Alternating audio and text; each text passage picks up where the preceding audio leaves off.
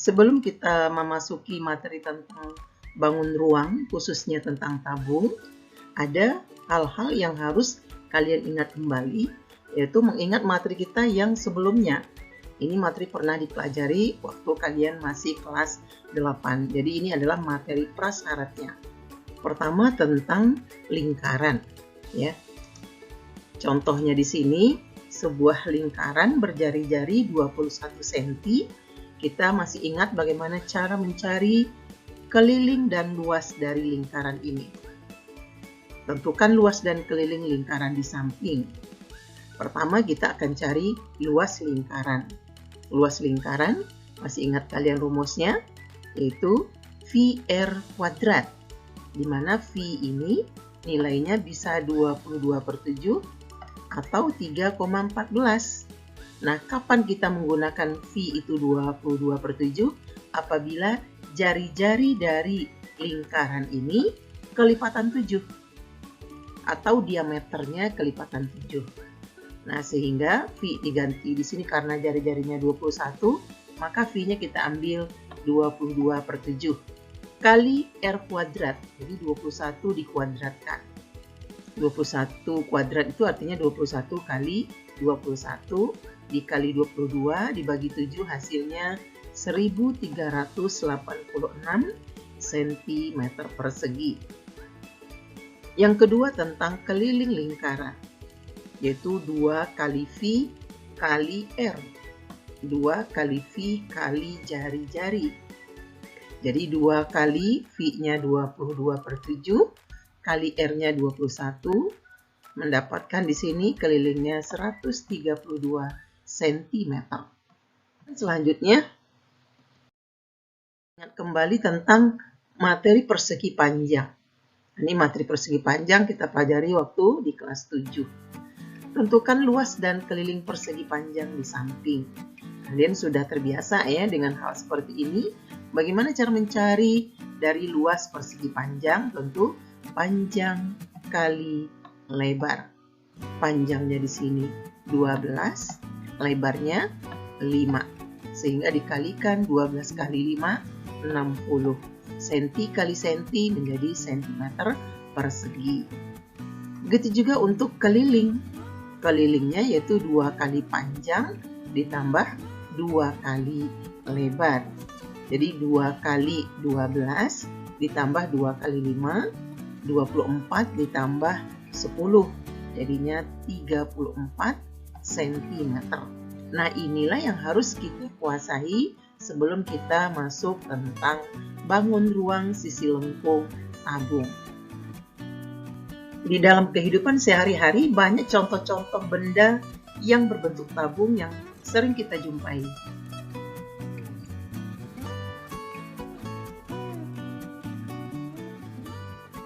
Nah, tentu tabung ini terdiri dari bermacam-macam unsur. Kita lihat di sini unsur-unsur tabung. Jadi tabung yang tadi bisa kita buatkan dalam bentuk geometrisnya lebih kurang seperti ini. Unsur-unsurnya apa saja?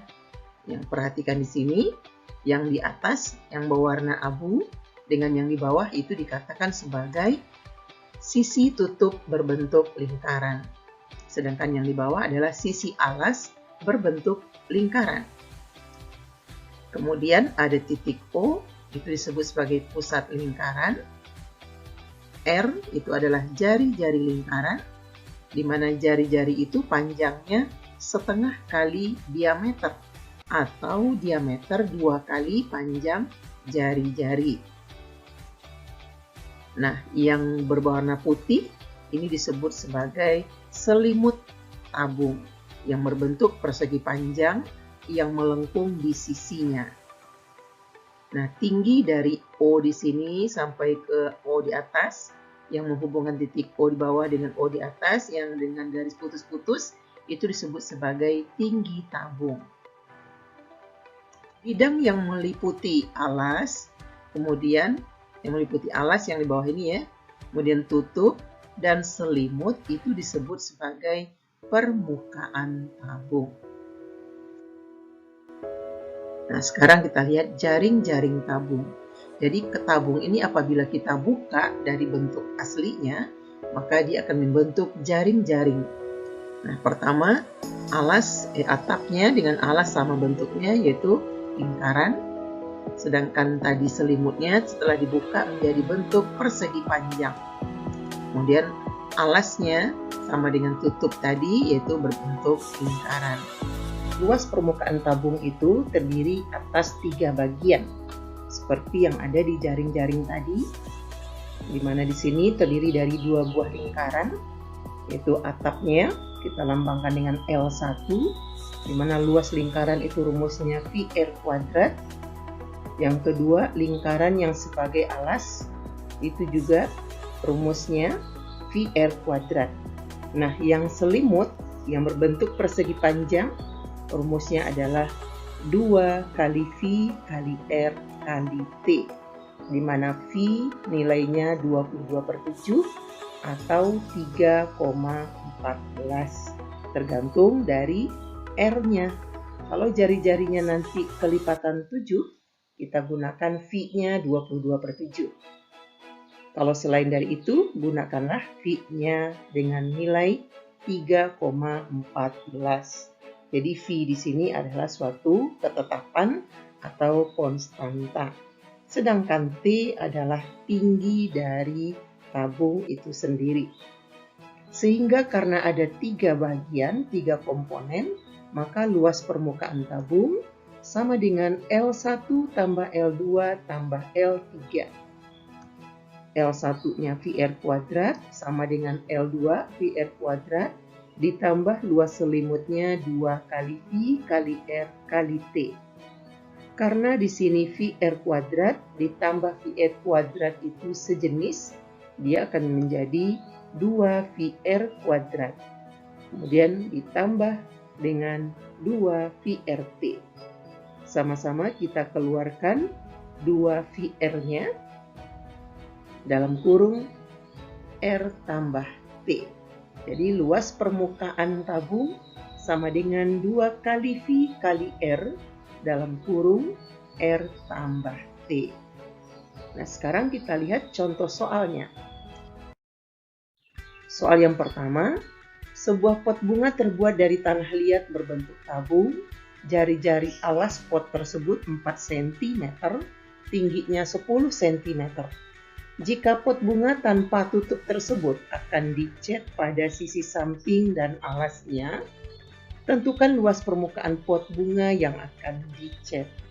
Misalkan bentuknya seperti ini, tapi atasnya kosong ya. Jadi yang ada hanya alas dan selimutnya saja. Nah, jari-jari 4 tingginya 10. Permukaannya bukan lagi ada 3, tapi hanya 2, yaitu alas ya, lingkaran luas 1 dan luas selimut itu luas 2. Jadi cuman yang ada alas di sini, lingkar ini, kemudian sama selimut di sini. Nah, sekarang luas lingkaran itu VR kuadrat.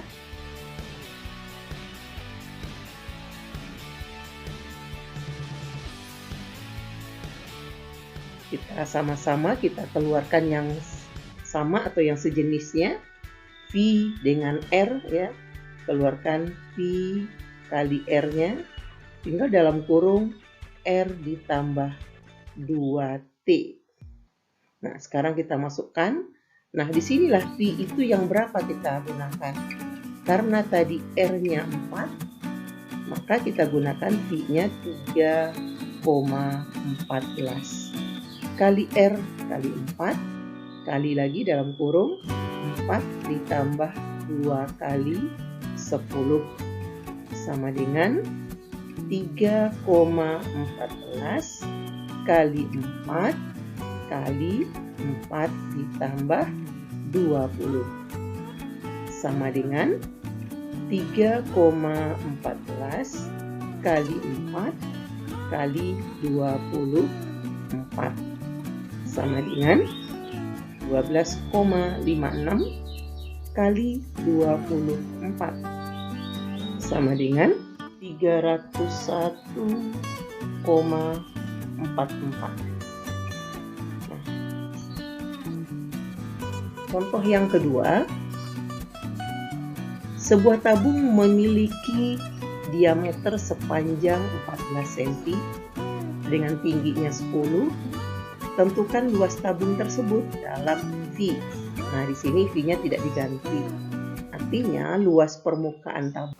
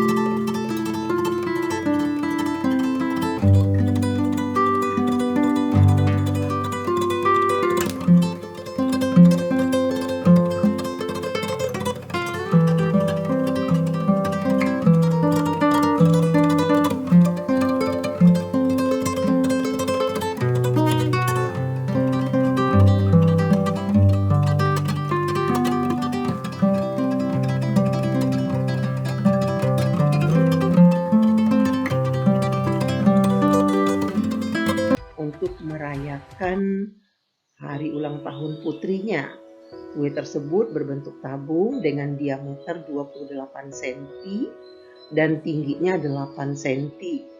Ibu ingin melapisi seluruh sisi atas dan sisi samping kue dengan coklat. Diketahui bahwa untuk melapisi setiap 10 cm persegi dibutuhkan 25 gram coklat. Tentukan berapa gram coklat yang harus dibeli ibu agar seluruh sisi atas dan samping dari kue tart tersebut terlapisi oleh coklat. Nah, lebih kurang seperti ini gambarnya. Luas permukaannya di sini yang akan dilapisi itu kan hanya atas dan sisi selimutnya saja. Sedangkan alasnya kan tidak. Maka luas permukaan dari tabung ini sama saja dengan VR kuadrat ditambah 2 kali PRT. Jadi luas alas ini ya, luas tutupnya itu lingkaran ditambah dengan luas selimut. Nah, karena tidak ada alasnya tidak dilapisi. Nah, sekarang kita masukkan nilainya. V-nya kita ganti dengan berapa? Coba di sini diameternya, artinya jari-jarinya setengah dari 28. Tentu sama dengan 14 cm. Nah, kalau 14 cm artinya kelipatan 7. Maka kita masukkan ke sini V-nya 22/7. Kali R kuadrat, R-nya 14 cm. Dikuadratkan, bisa juga dikali lagi dengan 14 cm.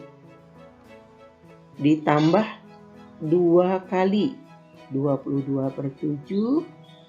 Kemudian kali R-nya 14 cm. Kali lagi T-nya tadi 8 cm. Ya, kali 8 cm. 14 dibagi 7, 2. Tinggal 22 kali 2, 44 kali 14 cm persegi. Ditambah di sini 14 dibagi 7, 2. 2 kali 22, 44 kali 2, 88 kali 8 kali 8 cm persegi. Sama dengan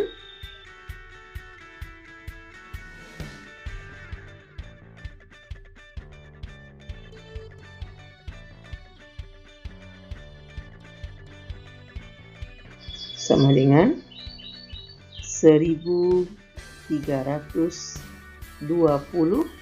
cm persegi. Itu luas permukaan yang harus kita lapisi dengan coklat. Nah, sekarang berapa gram coklat yang dibutuhkan? agar bisa melapisi luas permukaan ini. Nah, diketahui dari soal untuk 25 gram coklat itu bisa melapisi 10 cm persegi ya. Berarti untuk 1 cm persegi butuh coklat itu berapa? Tentu 2,5 gram ya. 25 dibagi 10. Nah, untuk 1320 cm persegi tentu tinggal kita kalikan 2,5 gram per cm persegi.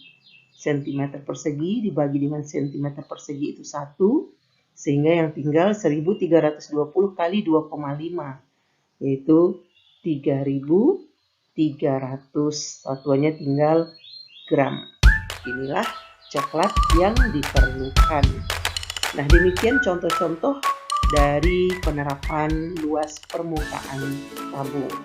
Semoga bermanfaat. Assalamualaikum warahmatullahi wabarakatuh.